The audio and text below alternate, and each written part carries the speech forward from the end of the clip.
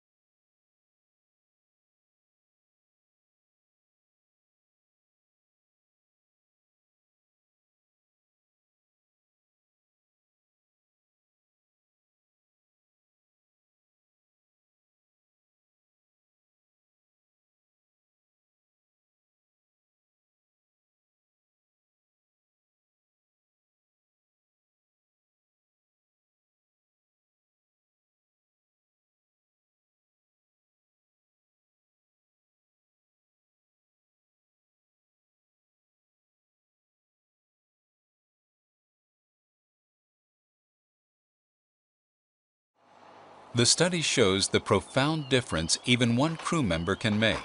What we have known intuitively is now confirmed in science. Community leaders now have empirical data on which to use to make the right choices for their communities. Response time, while important, is far from the whole story. We really need to talk about reflex time, and reflex time includes setup time. Setup time is what the firefighters do after they arrive at the scene. They connect to the hydrant, they stretch the hose, they put their equipment on, and they open the nozzle. This research gives local communities and fire chiefs the science and technology that justify their staffing needs when it is a goal and expectation of a community for a fire department to reduce fire loss. Of particular note are the following fire scene tasks performed at a low-hazard residential structure fire. 4-person crews completed all the tasks on the fire ground an average of 7 minutes faster than 2-person crews did. That's nearly 30%.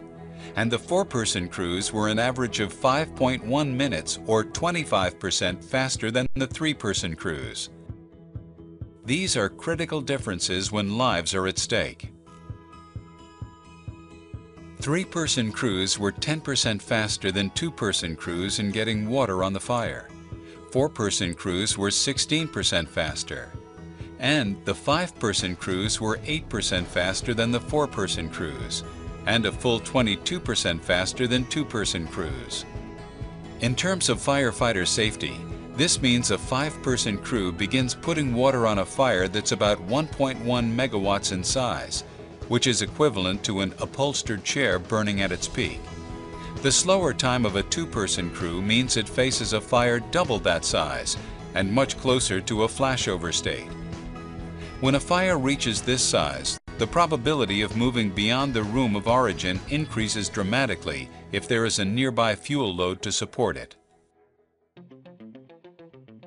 In the test situation, the 4-person crews completed laddering and ventilation, necessary for occupant rescue and firefighter safety should they need to bail out of a second-story window, 30% faster than the 2-person crews and 25% faster than the 3-person crews.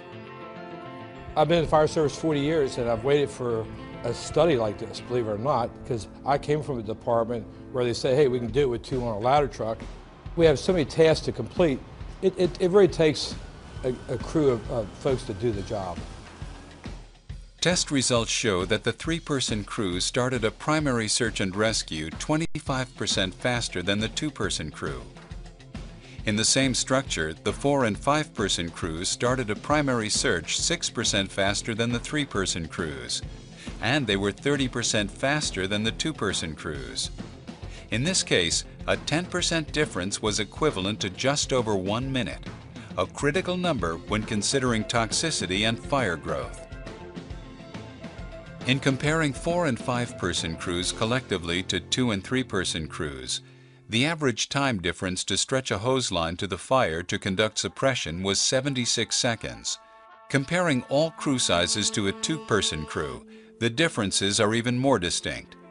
A 3-person crew could stretch a hose line 57 seconds faster than a 2-person crew. A 4-person crew was 87 seconds faster than a 2-person crew in completing the same task. And most notably, a 5-person crew was more than 2 minutes faster at stretching a hose line than a 2-person crew. NFPA 1710, the standard for fireground operations, deployment, and safety, requires an effective response force of 15 firefighters on a low-hazard structure fire. The 5-person crews assembled an effective response force 3 minutes faster than the 4-person crews. The study protocol included a typical first alarm deployment of 3 engines and a truck. Therefore, the 2- and 3-person crew scenarios never equaled 15 and were unable to assemble enough personnel to meet this standard. The test simulated standard fires using either a slow, medium, or fast growth rate. The fires grew exponentially with time. The test assumed rescue of an occupant unable to walk, located in an upstairs bedroom. Regardless of fire size, toxicity experienced by the occupant at the time of rescue varied significantly.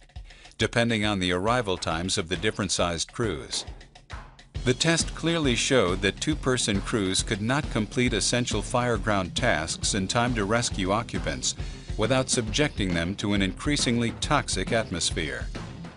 Larger crews can rescue most occupants before they experience the worst effects of atmospheric toxicity, particularly with slow and medium growth rate fires. This landmark study considered the most common low-hazard residential structure fire encountered in the United States and establishes the baseline science for resource deployment. Future research should consider medium and high-hazard structures, including multiple family residences and commercial properties. Complete details of the experimental design and results of this study are available online at www.nist.gov. Search Technical Note 1661, or at www.firereporting.org. In this tough economic times, it's real easy to say we can cut people, but the fires burn just as hot, the fires are just as unsafe, and people die in fires just the same as they do when the economy is robust.